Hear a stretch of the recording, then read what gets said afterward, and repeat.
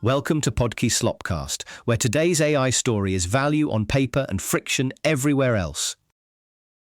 A lot of the AI conversation still swings between miracle and menace. The more interesting question is where the gains are real, where the costs are hidden, and who's positioned to capture the upside when the dust settles. Start with the upbeat number. KPMG says CEOs who actively own AI strategy are 3 times more likely to report established ROI, 14% versus 4%.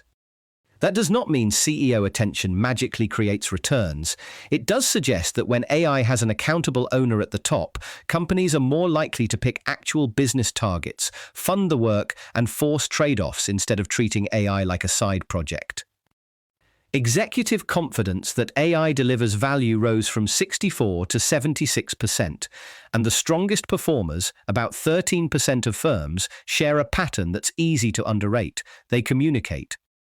In those firms, employees get more visibility into how AI is being used, policies are reviewed more often, and the rationale behind those policies is explained far more clearly. Trust in AI is much higher there too. That matters because governance is often framed as friction, but here it looks more like an adoption tool.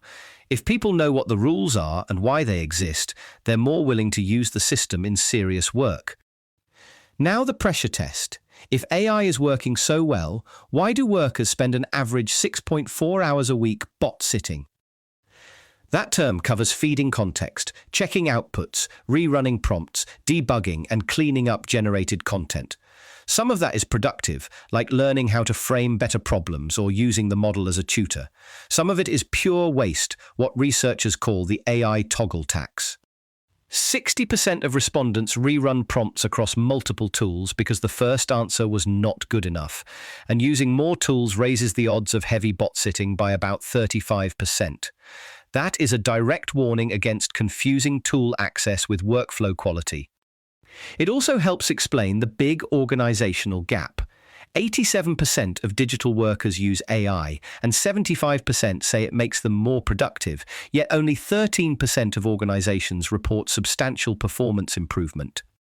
Individual speed-ups are real. Translating them into company-level gains is much harder when the work arrives fragmented, inconsistent, or expensive to supervise. There's a second-order cost too. For every 10% increase in time spent feeding AI context, workers are about 25% more likely to feel worn out, and frequent bot sitters are much more likely to be job hunting. One especially revealing finding is moral disengagement. 40% blame the AI when work fails, while only 29% take personal responsibility, and heavy users do this far more often. That's not just a culture issue, it tells you AI can blur ownership exactly when accountability matters most. The most credible takeaway is not that AI ROI is fake, it's that returns seem to show up when organizations redesign management around AI, teach collaborative use, and stop pretending the supervision layer is free. Anthropic's allegation against Alibaba is one of those stories where the claim itself is explosive, but the evidence available publicly is still one-sided. The accusation is massive. 29 million model accesses through 25,000 fraudulent accounts over about 2 months, described as the largest distillation attack ever. If true, that's not casual misuse, that's industrial-scale extraction. Why does it matter? Because model distillation can let a rival capture capability without paying the full training cost, and because grey markets reportedly reselling discounted Claude Max accounts in China create an economic bridge between official products and unofficial copying. There are also claims that user logs and reasoning traces are being repurposed as training data. If that's happening, the shadow pipeline is valuable precisely because it contains high-signal examples generated by frontier systems. What's still uncertain is scope, attribution, and how much of any copied capability transfers cleanly into a competing model.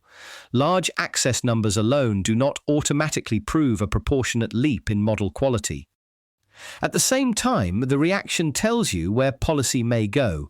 A bipartisan US bill to blacklist labs that distill US models shows how quickly IP disputes in AI can become trade and national security issues. Then there's vendor lock-in from the opposite direction. Tools like Claude Tag promise convenience by embedding context deeply into workflows, but critics warn that once a system becomes the memory layer of an enterprise, leaving gets expensive. That risk depends on pricing, portability, and how much proprietary process knowledge gets wrapped around one vendor's interface. Convenience today can become migration pain later, especially if usage limits or subscription gating tighten after adoption. The Fable 5 prediction market spike is a useful reminder that AI markets are now shaped by rumors as much as roadmaps. Leaked code snippets and reports of White House talks may be signals, but they are not the same thing as a confirmed product launch or a confirmed policy outcome. OpenAI's new in-house accelerator, Jalapeno, is strategically important, even if it does not replace NVIDIA anytime soon. The key fact is that it taped out in 9 months, reportedly with AI-assisted chip design. If that timeline holds up, the story is less about one chip and more about compressing the iteration cycle for custom silicon. Still, OpenAI says it will keep relying heavily on NVIDIA GPUs, which is the sensible reading custom inference chips can improve economics at scale, but they do not erase the broader compute dependency overnight. Micron's numbers show the other half of the stack. Revenue up 445% year over year, profit up 74% quarter over quarter, long-term contracts locking in historically high memory prices, and expectations that the market stays undersupplied for at least a year. That is a reminder that AI economics are not just about model quality. Memory and bandwidth can become the toll booth, and suppliers with scarce capacity can capture a lot of the profit pool. Talent migration fits the same concentration story. Senior DeepMind researchers moving to OpenAI and Anthropic may reflect opportunity, compensation, product momentum, or internal frustration. It is tempting to turn that into a clean narrative about Google slipping, but departures alone do not prove a product delay or strategic failure. What they do show is clustering, as Anthropic expands in London and hiring intensifies on the US coasts. Frontier AI expertise is concentrating into a smaller set of firms and regions, which can accelerate progress inside those hubs while narrowing who gets to shape the field. On the research side, the continual learning debate is really about whether AI systems can stop being static snapshots and start improving from ongoing work. The promising ideas here are reinforcement learning across many verifiable environments, on-policy self-distillation that compresses long-session learning back into weights, and even speculative dreaming where models rehearse skills in self-generated simulators. The constraint is not imagination, it is sample efficiency and environment quality.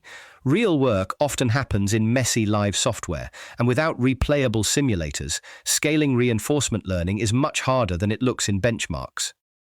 So the strongest version of the claim is not that general autonomous agents are imminent, it's that if researchers solve the loss function and consolidation problem, deployments themselves could become a source of continuous improvement instead of just inference. That links unexpectedly to the Washington state pilot putting LEQ companion robots into seniors' homes. The reported benefits are concrete: less isolation, emotional comfort, even one improved memory test score after sustained use. But the trade-off is unusually intimate.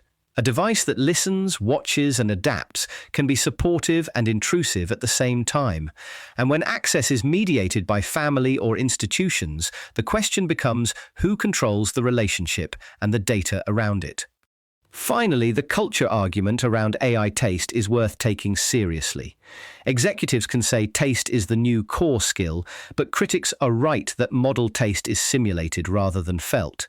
A system can approximate preference patterns without having embodied surprise or aesthetic risk. If the same models create and curate media, the danger is a feedback loop towards safe familiarity. That does not mean human creativity disappears. It may push some artists towards stranger, more distinctive work, but it could still flatten the middle of culture and weaken creator economics on the way. The through line here is that AI keeps getting stronger, but the surrounding systems decide whether that strength compounds or leaks away. That's it for Podkey Slopcast. This episode was generated by Podkey. Create your own at podkey.fm. Podcast.